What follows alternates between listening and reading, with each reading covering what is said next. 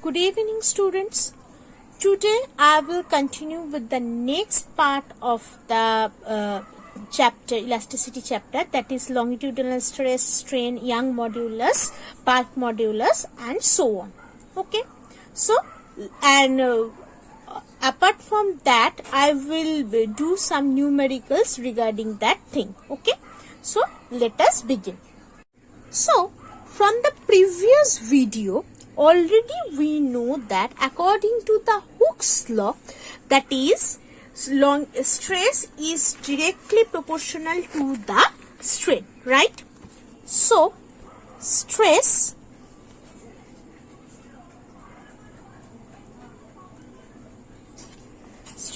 is directly proportional to the strain, right?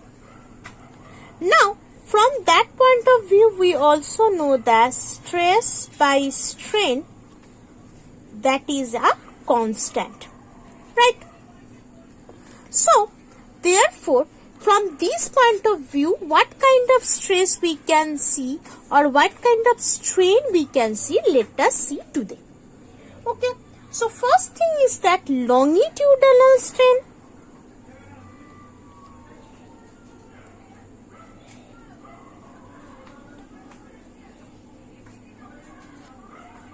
Longitudinal strain and stress. What is this? Suppose a length, a long rod is there, whose length is L, AB, right? Now, if we consider that of given a particular heat or some temperature, providing some temperature, this length is increased by this. So, whatever the B position, it comes to at C position, right? So, what will be the change? This part is changed. Now, by applying heat or external force, what is happening? This small amount we are considering, this is very small amount. That's why it is considered as del L. So, therefore, this small amount of length of this rod has been increased, right? So, therefore, what will be the strain and what will be the stress? So, the strain will be change in the length with respect to length, right? We all know that that is the definition of strain, and as it is increasing lengthwise, that's why this is called the longitudinal strain, right? Now, what will be the longitudinal stress? Same thing is happening. That is, if we applied F amount of force and there per unit area, so there will be the stress will be F by A. So, as lengthwise it is increasing, so therefore it is known as longitudinal stress. Now, according to Hooke's law, longitudinal stress by longitudinal strain will be a constant, and that constant is considered as Y, which is basically known as Young's modulus.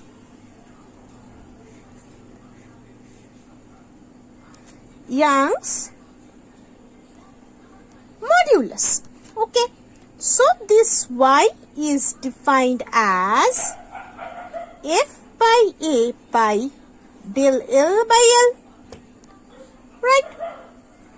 Now, at where we can apply this Young's modulus, it is only applicable for the solid only, because for the liquid and gas there is no length. So, that's why only for solid this Young's modulus is applicable. Okay. Now, suppose for it is saying that for a particular steel, the Young modulus, the amount of Young modulus is 9.8 into 10 to the power 11 dyne per centimeter square. because this is unitless quantity, only F by A will be there, right? So how you can or explain this sentence or explain it if it is the question, then how you can explain that? You can say that for a unit length or for a steel, for unit longitudinal strain, the amount of force that is applied is 9.8 into 10 to the power 11 dyne in per centimeter square or in per unit area. Okay. Now let us consider a particular numerical regarding this. So this is the problem. In a 30 meter long and 2 millimeter square area of a wire, 5 kg weight is put, and so the length of the wire is increased by 0.49 centimeter. Find longitudinal stress, strain and Young modulus. So in that case, as the wire is increased by 0.49 centimeter, so that means del S is given to you, right? So what is the L? Original L is 30 meter long, right? Now as it is in centimeter, so we need to convert it into centimeter. So that means 30 into 10 square, that is centimeter, right? Now the thing is that, so what will be the longitudinal strain?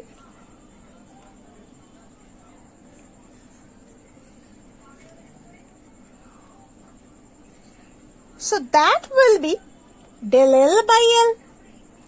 So del L will be 0.49 and L will be 30 into 10 square. So this is the result. If you simplify that, you got the result. Now next is longitudinal stress. So for the stress, the formula is F by A. Now the problem is that A is given to you, that is 2 millimeter square. So as millimeter square is there, so you need to convert it into centimeter. So it has to be 10 to the power minus 2 centimeter square. Very easy. Now F. So F is weight is there. So 5 kg is there. So therefore to find the weight, to find the force, we need to multiply it with the 980, right? That is the gravitational acceleration. Now kg is there, we need to convert it into gram and into 980. So therefore this will be in dyne. So stress will be basically 5 into 10 cube into 980 by 2 into 10 to the power minus 2. So if I cancel out this,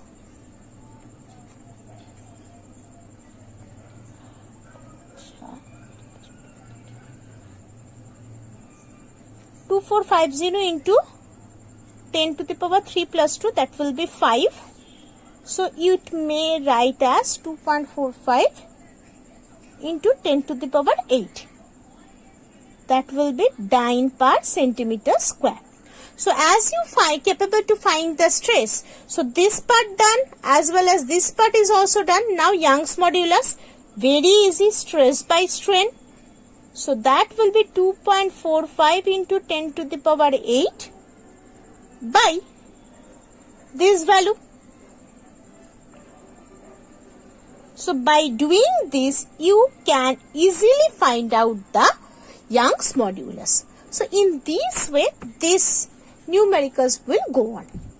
Now coming for the next part, that is the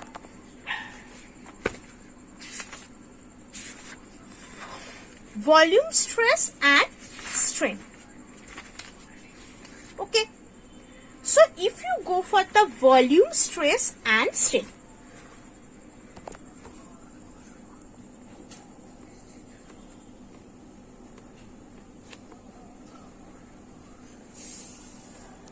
the thing is same. So instead of the length, here that thing is replaced by the strain. So suppose this is an object.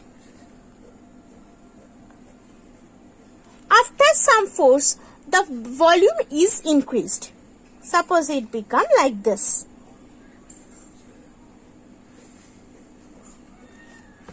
So there will be the volume stress, right? So strain will be del V by V, and stress will be the same thing, that is basically defined as P. So the constant that is used for this volume stress and strain, that is basically the bulk modulus, and it is defined as K. So K will be P by del V by V, right? Now, what is compressibility? Another term that is required to understand, or that is related to this volume stress and strain, that is compressibility.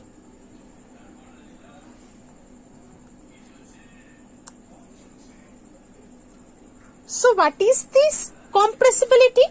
It is the reciprocal of the bulk modulus. If I write 1 by K, that is defined as the compressibility. Now, what is this compressibility? Compressibility is defined as the amount of strain per unit volume. So, it is defined as amount of strain per unit volume. Okay. Clear? Okay. So, this is the thing. And the next thing is that shearing strain and stress, which is known as shearing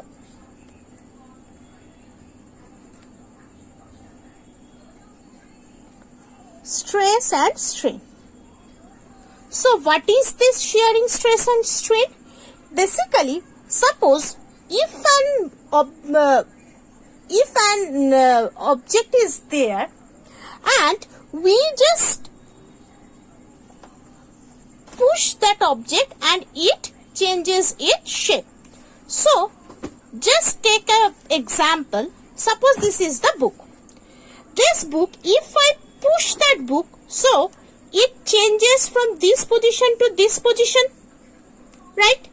Initially it was this. If I produce the force, it changes like this. So this thing, this change is known as the shearing strain. Okay? So basically this shearing strain, same thing is there. Shearing stress will be basically F by A, and shearing strain will be del X by L, right? So why this del X by L? So this del X by L, how this shearing strain become del X by L? This is an important question. So in the next video I will discuss that. Thank you.